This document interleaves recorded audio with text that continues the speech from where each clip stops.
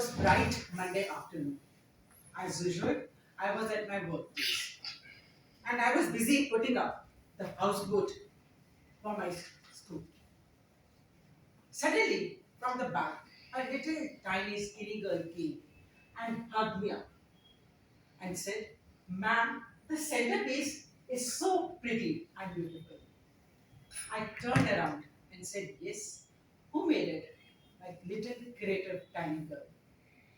She smiled at me and with a twinkle in her eye, she said, "Ma'am, this piece I just made for you. Please keep it with you and close to your heart." I turned around, looked at her. We both smiled at each other. Both of us admired while working, while putting up the houseboat. After a while, she stepped forward and said, "Ma'am, I want to talk to you. Please wait for a while. I have to finish up this houseboat today. Just give me some time, I'll get back to you." She smiled and went along. Although I could sense out the pain in her smile while she moved out. But at that point of time, I was stuck with the finishing of the houseboat as that was the deadlines being set for me. Good morning, Toastmasters and distinguished guests. This little incident has a great impact on my mind. Because the next morning, when we reached school, I got to know that she hung herself. I was shocked. I was numb. The memories of previous day afternoon just rolled down in front of my eyes. She asked for help, which I asked her, requested her to wait for a while. She hugged me up so tightly as if she really wanted to share something. And while the school bell rang for departure, she said bye to everyone, each and every single teacher. She was in a state of euphoria, which could be very well imagined and discussed among our teachers that very day. This incident again made me to look into the warning signs of suicidal gesture. Suicide. The word caught your eye? Didn't it? The word catches everyone's eyes. It's the act leading up to that go unnoticed. So today I thought, let me share with you some warning signs related to suicidal gestures. Suicides is one of the second most cause of deaths, especially among adolescents, that is from 15 to 29 years of age group. Dear friends, pain isn't always obvious. Let's know the sign as suicide is preventable. The warning signs which I found through various research literature, I have just summed it up. It simply says talking about wanting to die or wanting to kill themselves, talking about feeling empty or hopeless or having no reason to live. Nobody loves me. Talking about feeling trapped or feeling that there are no solutions, so much of work. What should I do?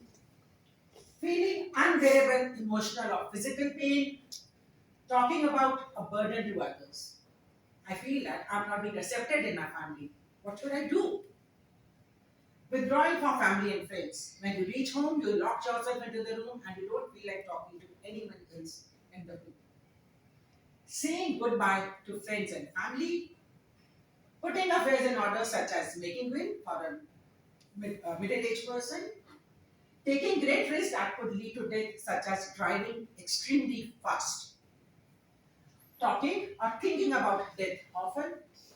Giving away important positions. If you could look into it, I marked two of them with red color because I shared with you just now that when we looked into the previous day's affairs, that girl said goodbye to each and everyone and she was in a high state of euphoria.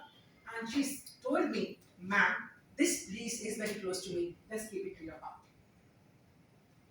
Others could be displaying extreme mood swings, suddenly changing from very sad to very calm, or talking about feeling great guilt or shame, or maybe anxious or agitated. So these signs could be broadly categorized into three categories.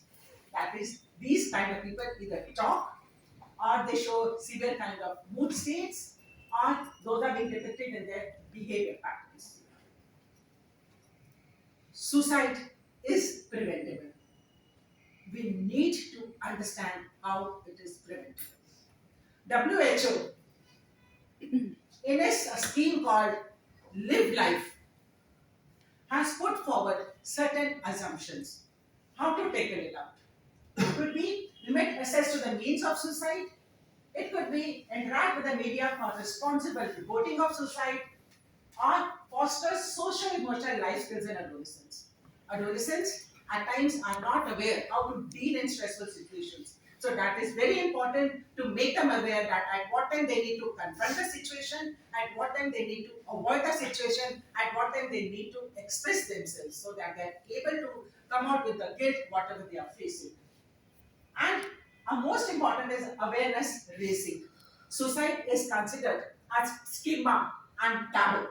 People don't go or look for mental health practitioners in order to discuss about the problem they are facing. And taboo is, it's not considered wise to discuss it openly.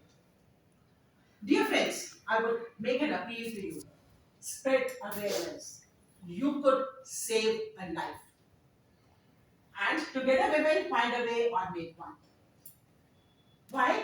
Because killing oneself is anyway a misnomer. The person who is dead because of extreme illness, we say it out. He fought so hard. But a person who commits suicide, they just put it forward. He was coward. He was not brave enough to deal with the situation. Just spread this word that National Suicide Prevention Lifeline is available. Please call upon, talk to them. This line is available 24 hours a day, 7 days a week, 365 days a year. Thank you so much.